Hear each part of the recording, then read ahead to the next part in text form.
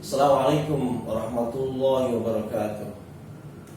Innal hamdalillah wassalatu wassalamu ala Rasulillah Sayyidina Muhammad ibn Abdullah wa ala alihi wa sahbihi wa mawala wa la hawla wa la quwata illa billah ma ba'd. Pemirsa, kaum muslimin wal muslimat dimanapun Anda berada, para dai, para penyuluh agama yang berbahagia, marilah kita bersyukur pada Allah Subhanahu wa taala pada hari ini. Alhamdulillah, dengan izinnya kita bisa bersilaturahim, bisa berbagi. Mudah-mudahan yang sedikit kita bagi ini bermanfaat untuk kita semua. Amin ya rabbal alamin. Salawat dan salam semoga senantiasa selalu tercurahkan kepada junjungan kita Nabi besar Muhammad sallallahu alaihi wasallam beserta keluarganya, para sahabatnya, para pengikutnya, termasuk kita semua sampai akhir zaman. Amin ya rabbal alamin.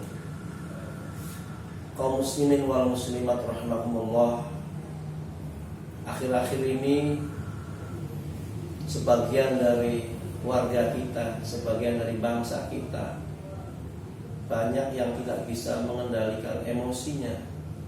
Banyak sekali yang tidak bisa mengendalikan amarahnya ketika keinginannya tidak terpenuhi, ketika keinginannya tidak dikabulkan.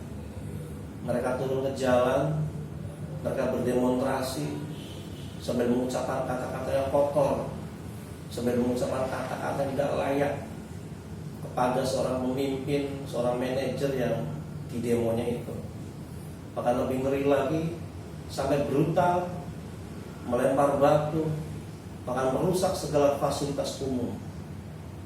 Hal inilah saudara sekalian, kaum muslim muslimat, yang sangat tidak diharapkan. Karena itu Rasulullah SAW bersabda dalam sebuah hadis, dalam hadis arba'in, diceritakan ada seorang laki-laki yang pernah meminta nasihat kepada Rasul sallallahu alaihi wasallam. Rasul, wahai Rasulullah, berikan aku nasihat. Kemudian Kanjeng Nabi mengatakan, la taghdab, janganlah kamu marah. Sampai-sampai laki-laki itu bertanya berkali-kali, memintanya berkali-kali, meminta nasihat kepada Kanjeng Nabi. Berikan aku nasihat, berikan aku wasiat. Kanjeng Nabi cukup menjawab dengan kata-kata la taghdab, jangan kamu marah. Dalam sekali ya, hadis ini atau nasihat ini nampaknya sangat singkat, hanya dengan mengatakan kata-kata la taghdab, tetapi mengandung nilai, mengandung pengertian yang sangat luas sekali. Kenapa tidak? Kenapa seperti itu? Ya alasannya karena betapa perbuatan yang diakibatkan karena marah atau perilaku yang diakibatkan karena marah bukan hanya merusak dirinya sendiri, tetapi juga merusak orang lain. Seorang pimpinan apabila dia memimpin dengan marah, maka otomatis bukan hanya merusak dirinya, tapi juga merusak perusahaan yang dia pimpin. Seorang sopir juga demikian, kalau dia nyupir atau mengemudi kendaraan dalam keadaan marah, maka otomatis kendaraan yang dia kendarai akan mengalami kecelakaan. Begitu pula dengan penumpangnya, akan histeris, akan berteriak karena dia merasa kecewa ketika dikendarai oleh seorang pengemudi yang pemarah.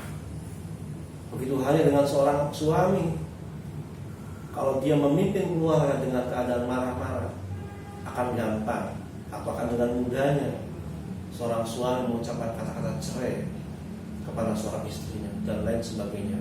Maka dengan demikian, perbuatan yang diakibatkan karena marah bukan hanya merusak diri sendiri, tapi juga merusak orang lain. Pemirsa, kaum muslim dan muslimat rahimakumullah, untuk itulah di dalam hadis lain Rasulullah SAW pernah bersabda, laisa syadidu bisur'ah, innama syadidu alladhi yamliku nafsu 'inda al-ghadab. Kata Kanjeng Nabi, bukanlah suatu kemenangan, bukanlah suatu kehebatan, bukanlah suatu kegagahan karena dia menang dalam berkelahi, karena dia menang dalam kompetisi, perlombaan apapun. Tetapi orang yang hebat, orang yang menang itu adalah orang yang ketika marah bisa menguasai dirinya, atau orang yang bisa menguasai dirinya ketika dia dalam keadaan marah. Karena sekalian yang dirahmati Allah SWT, Islam menggambarkan di dalam beberapa riwayat hadis Rasul SAW bahwa solusi untuk mengendalikan marah itu adalah, kata beliau, marah itu adalah berasal dari syaitan. Syaitan itu berasal dari api, dan api hanya bisa dipadamkan dengan air. Maka kalau kalian marah, maka berwudulah. Di dalam riwayat yang lain, apabila wudu juga masih juga belum bisa mengendalikan marah, maka dianjurkan untuk mandi. Lalu dalam keterangan yang lain, kalau kita marah dalam keadaan berdiri, maka disuruh duduk. Kalau kita marah dalam keadaan duduk, maka disuruh tidur. Insya Allah apabila tahapan-tahapan itu untuk mengendalikan rasa marah itu bisa dilaksanakan, maka marah yang ada dalam diri kita akan bisa terkendalikan oleh kita. Pemirsa yang dirahmati Allah Subhanahu wa taala, maka nasihat Rasul sallallahu alaihi wasallam tentang larangan marah ini adalah sangat penting untuk kita ikuti.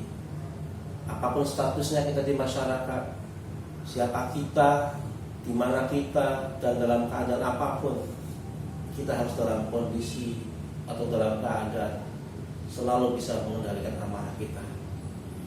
Bahkan di dalam riwayat yang lain, salah satu di antara obat marah itu cara mengendalikannya adalah dengan cara melaksanakan ibadah puasa. Karena dengan puasa itulah segala hawa nafsu kita, segala amarah kita bisa diatur, bisa dimanage, bisa dikendalikan, walaupun kita dalam keadaan marah. Dari sebesar marah apapun kita, kalau kita sedang dalam keadaan berpuasa, insya Allah amarah kita akan semakin rendah atau akan semakin menurun. Pemirsa yang dirahmati Allah Subhanahu wa taala, maka dengan demikian kembali kepada hadis yang tadi, seorang sahabat meminta nasihat kepada Kanjeng Nabi sampai berkali-kali, Rasul berilah aku nasihat, Rasul berilah aku nasihat, berkali-kali. Kanjeng Nabi cukup menjawab dengan kata-kata la tabtu, jangan kamu marah, jangan kamu marah, karena memang marah itu adalah bisa merusak segala-galanya. Dengan tidak marah, maka apapun yang kita programkan, apapun yang kita rencanakan dalam hidup ini akan berjalan dengan sebaik-baiknya. Sebaliknya, marah adalah perbuatan yang merusak diri kita, bahkan merusak orang lain. Demikian, mudah-mudahan apa yang saya sampaikan bermanfaat untuk kita semua. Mohon maaf atas kekurangan. Wabillahi taufiq wal hidayah. Wassalamualaikum warahmatullahi wabarakatuh.